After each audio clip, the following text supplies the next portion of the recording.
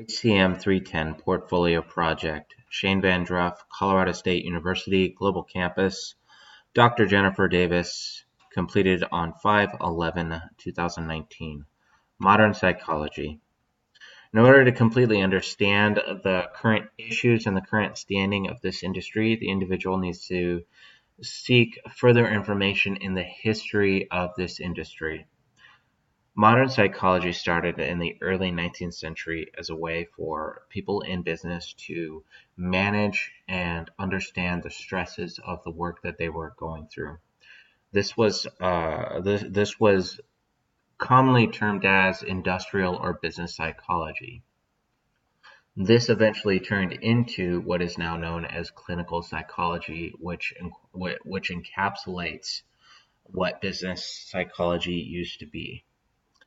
Wilhelm Wundt is considered to have initiated what is known as modern psychology.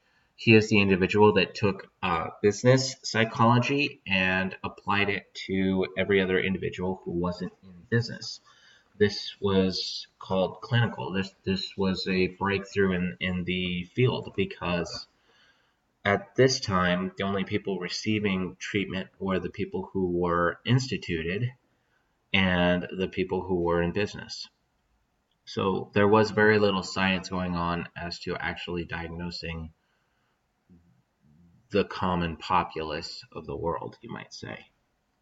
In the early 19th century, Wundt moved to the United States to pursue further studies of mental diseases, how to manage them, and how to cure them. This was important because the work that he did during this time in the early 19th century eventually led to the creation of the American Psychological Association, which was established in 1892.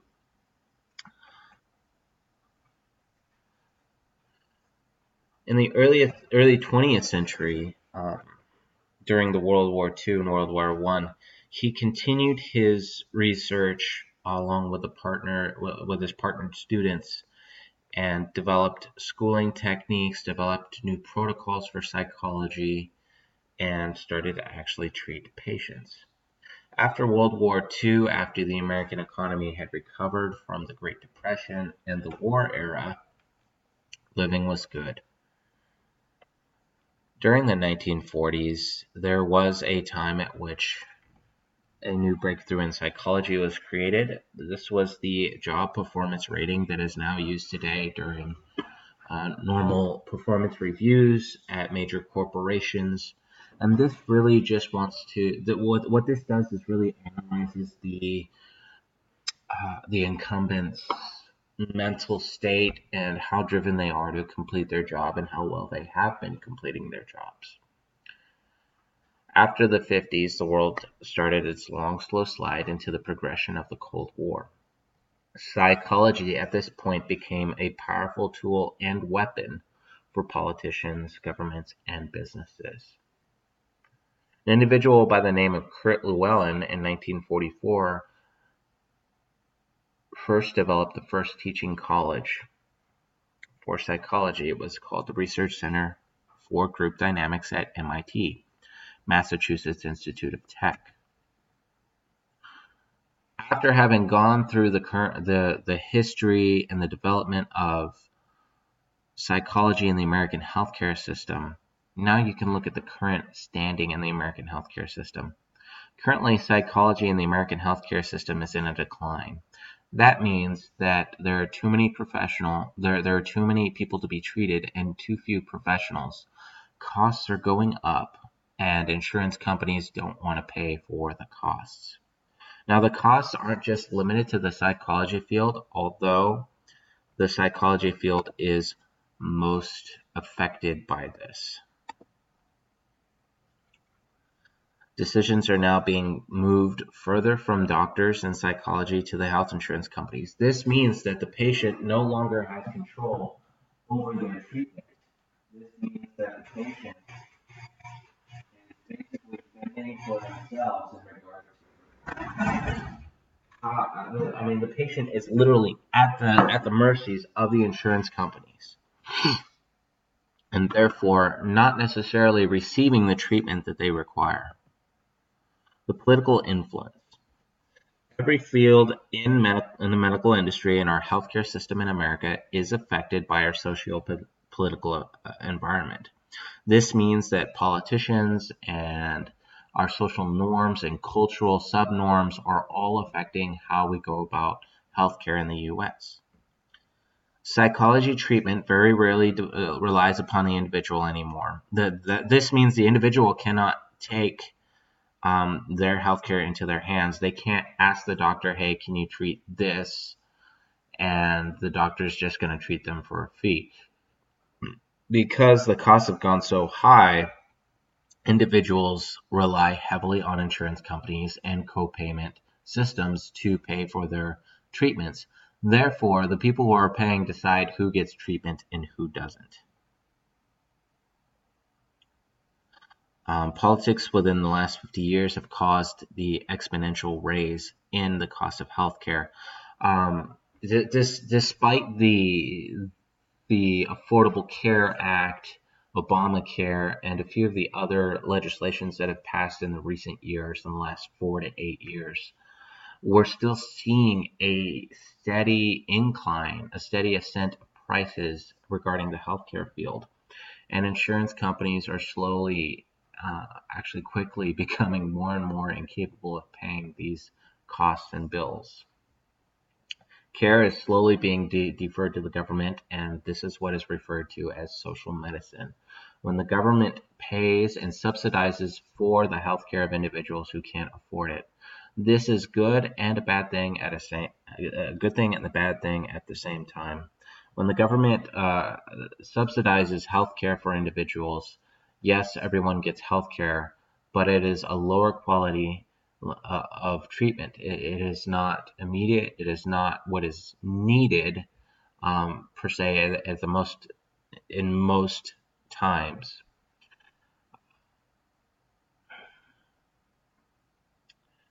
And deferring care to the government also reduces capitalism, and capitalism is what drives our medical field and our businesses. Pressures for competitive pricing have caused a strain on pharmacology companies that deal directly with psychological medication. In many cases, these individuals that are being treated for high intensity and acute psychological disorders and diseases require very, very expensive medication. And there's only so much money that can be paid to the pharmacology companies, even when the doctors aren't getting paid. And when insurance companies cut those fees in half, it becomes difficult for capitalism and competitive pricing to actually take hold and feed our system. Quality of care. Safety in the psychological field is one of the major pitfalls of this medical field. Over the years, many different government officials, government agencies, and professionals have tried to create policies, procedures, requirements for treatment protocols, and those are all great, but at the same time, these protocols mean nothing if certain requirements are not met. Basic requirements for getting a psychological license to treat mentally ill people and prescribe medication for them are that an individual must complete schooling to earn a doctorate degree in psychological studies that meets the minimum requirements of Section 2914 of the CBPC. This is the California Business Professions Code. The California Medical Board falls underneath this organization and is monitored by this organization. An individual must achieve and maintain a valid license to practice psychology. This means that the above requirements of getting a doctorate degree must precede achieving a valid license. The person cannot attend a university. Then they must seek for, earn, and gain experience in education that is equivalent to the above listed requirements. That means that they must they must work for so long and show that they have enough education to be awarded a doctorate degree in psychological studies so that they may apply for a valid license. Through these through these first three listed requirements, there is a safety net being provided for almost all the professionals in the psychology field. This gives professionals a baseline to work with. This is something that's considered common knowledge in the medical field as long as you have been trained, taught, and tested on it. This creates safety for the professionals and for the patient. Continuation. Benefits of maintaining educational requirements. Individuals in the psychological field will be working off the same information, basically what I said right before. This is a medically approved template for psychology professionals to work with. This means that one psychologist could go to another psychologist a few blocks away, ask them a question, and they should be able to get a similar, if not same, answer regarding treatment of the patient. Malpractice is reduced through the establishment and maintenance of proven protocols and medical policies. This means over the years, if so many professionals have proven success through different policies and procedures and protocols, that the professionals are doing something correctly. This is now termed approved and kosher medical practice. It's no longer hypothetical, and it is basically medical law.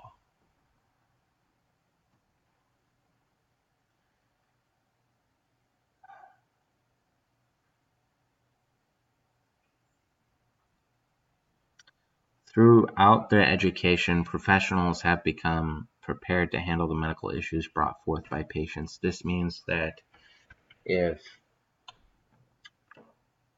a professional were to just hop in and start asking questions without a license or without education, they would be completely helpless and overwhelmed by the medical issues provided by the patients.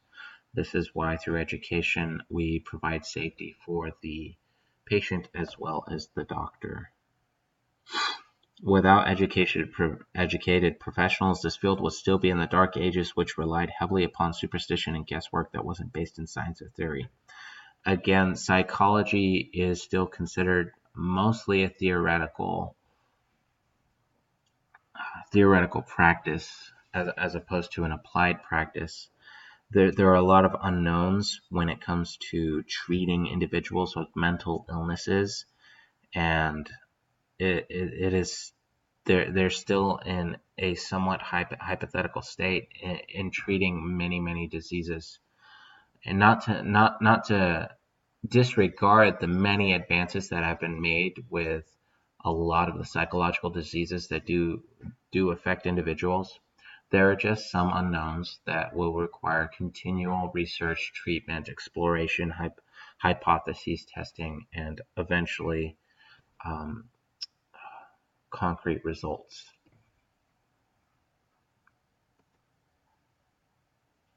Competition in the field. Competition in the field can be a good thing for the patient, and it can be a bad thing for the patient. Generally, when it's a good thing for the patient, it can be a bad thing for the psychologist or the professional treating the patient, and then vice versa. Competition can help push professionals to achieve better results for their patients, therefore creating a healthy form of competition that increases patient recovery. However, competition also means that individuals can also be seeking more of monetary or fame goals rather than treating the patient in front of them.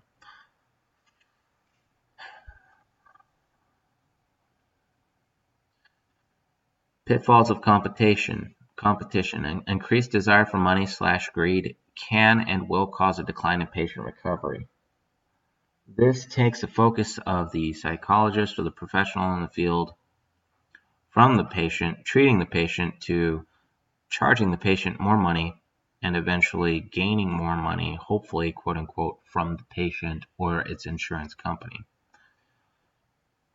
Again, competition causes prices to shoot higher regardless of insurance payment programs or the ability of the patient to repay or afford the debt created through treatment. This means that a patient could have perfectly good insurance company and that insurance company can pay so much, but the law of numbers states that more number of individuals that there are that are needed to be treated, the less resources there will be to actually treat them. It's supply and demand.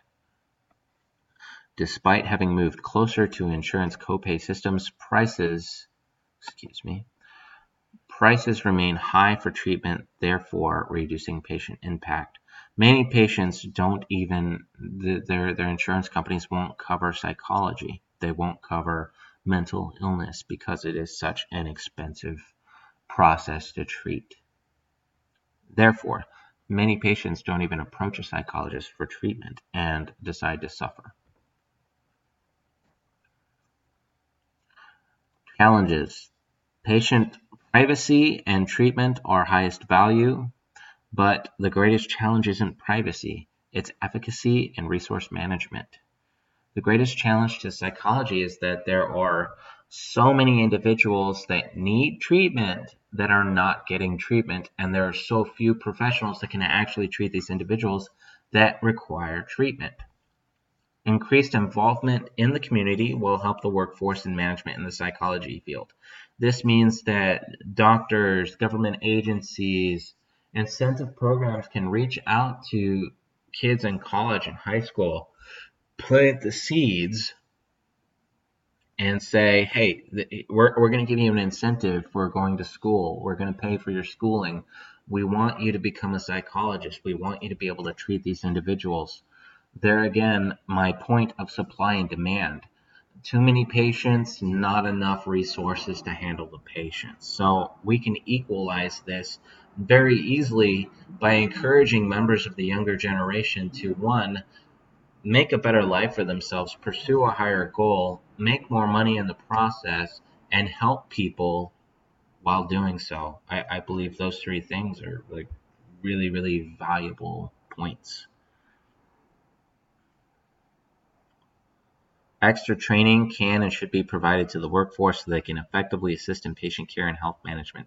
This means giving classes at companies, at schools, at libraries, in the public, anywhere where people have public access. These classes are to train people to see, identify, and give basic treatment to mental disease.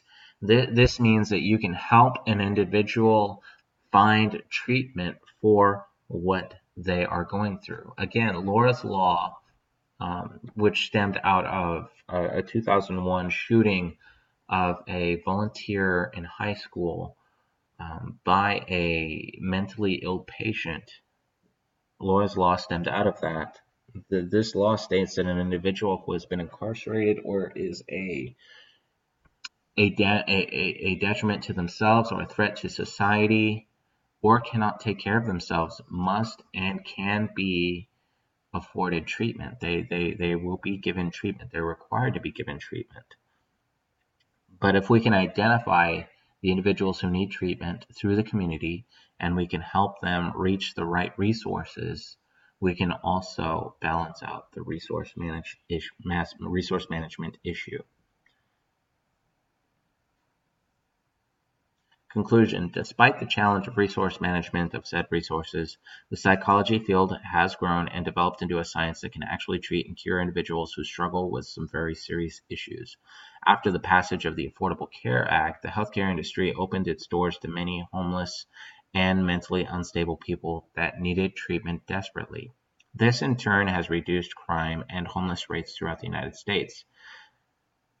In the coming years, it will become increasingly more difficult to get treatment because of the growing number of patients and dwindling number of professionals in the field. What this means is that, again, in conclusion, there are a set number of professionals in this field which is actually dwindling, and there are a set of individuals that are growing that need treatment. again, supply and demand. When the supply is too much and there's not enough, when the demand is too high and the supply is not enough, the cost goes through the roof, and then no one can achieve their goal. No one can get what they need. So again, going through and engaging with schools, the public, the society, the public, and all individuals who are capable and mentally stable can and should learn these telltale signs of who's mentally ill, who is a threat to themselves and others, who needs treatment, and act upon it. It is a law.